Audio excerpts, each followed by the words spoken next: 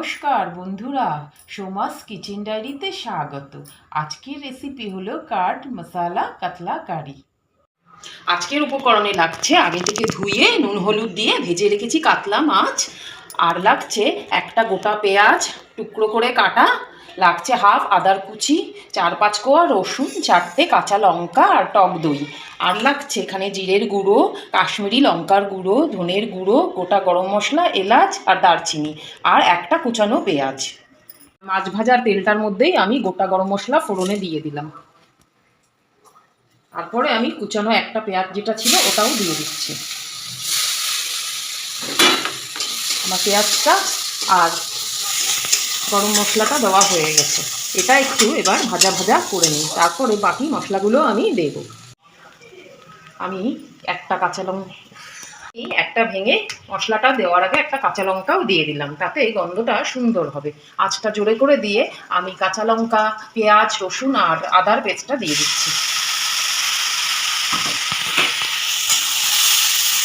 ভালো করে আমি নাড়িয়ে নিলাম। এরপরে বাকি মশলাগুলো এক এক করে আমি দিয়ে দেব। আমি প্রথমেই দিয়ে দিচ্ছি জিরের গুঁড়ো, ধনের গুঁড়ো, কাশ্মীরি লঙ্কার গুঁড়ো, অল্প একটু চিনি,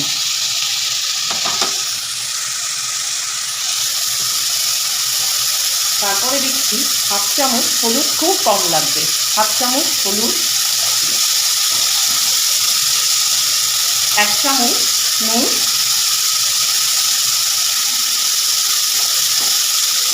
দিয়ে আমি পেস্টটা ভালো করে মিক্স করে নিচ্ছি।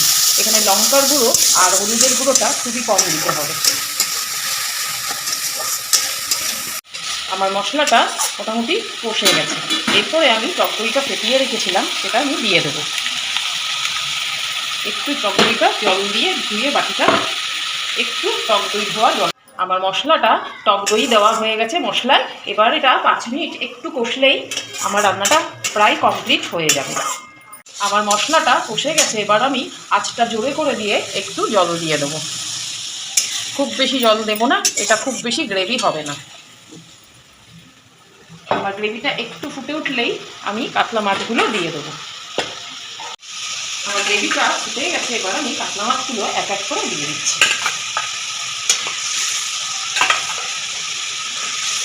এবার আমি এর মধ্যে 2টো কাঁচা লঙ্কা দিয়ে দেব। এরপরে তার মধ্যে আমি ঢেকে দেবো। 5 মিনিট ঢেকে দেবো, তাহলেই হয়ে যাবে।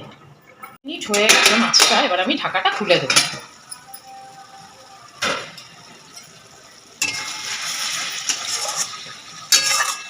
এবার আমি গ্যাসের ওভেনটা বন্ধ করে দেব। আমার মাছ কমপ্লিট। আমার কাঠ মশালা কাতলা কারি রেডি।